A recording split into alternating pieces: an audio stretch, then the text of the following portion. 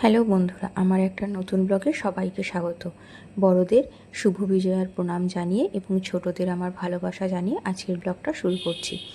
আজকে যে ব্লগটা করছি সেটা হচ্ছে কোজাগরি লক্ষ্মী পুজো। চলুন, নারকেলগুলো আমার কোড়া হয়ে গেছে। এবার একটা কড়াইয়ের মধ্যে নিয়ে নিচ্ছি। এবারে নিচ্ছি একটু আমুল দুধ। সাদা এই চিনির নাড়ুতে একটুখানি আমুল দুধ দিলে কিন্তু খুব সুন্দর হয় নাড়ুটা খেতে। চলুন, নারকেল কোড়ানো হয়ে গেছে, আমি আমুল দুধও পরিমাণ মতো নিয়ে নিয়েছি। এদিকে চিনি নিয়ে নিয়েছি, নিয়ে আর একটু গরম মশলার গুঁড়ো দিচ্ছি।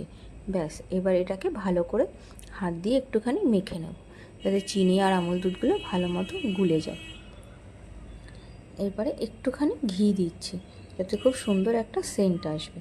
চলুন, সব মাখা হয়ে গেছে। এবারে গ্যাসে আমি কড়াইটা বসিয়ে দিলাম।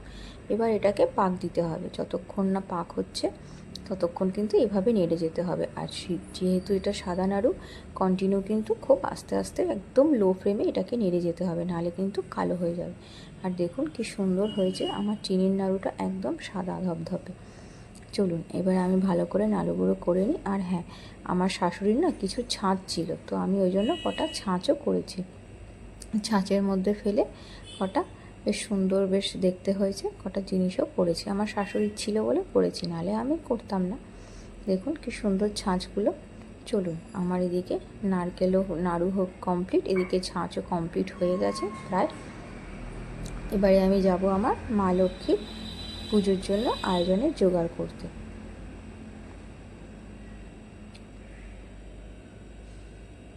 আমার এই মা লক্ষ্মীটা কিন্তু পিতলের।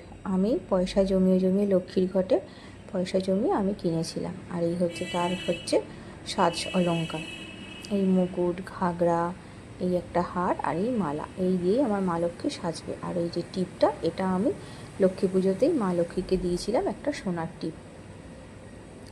চলুন, মা লক্ষ্মীকে তো সাজানো হয়ে গেছে, এদিকে আমার সব জোগাড়ও হয়ে গেছে। সব নাড়ু, মোয়া, ফল, মিষ্টি সব কিছু গুছিয়ে দিয়ে দিয়েছি। এবার ঠাকুরমশাই আসার অপেক্ষা। চলুন, আজকের এই পুজোটা আমার বেশ সুন্দরভাবেই কাটলো। আর এটা হচ্ছে পরের দিনে দর্পণে মাকে আর মুখ দেখানো। টাটা বন্ধুরা, কেমন লাগলো ব্লগটা অবশ্যই জানাবেন। আবার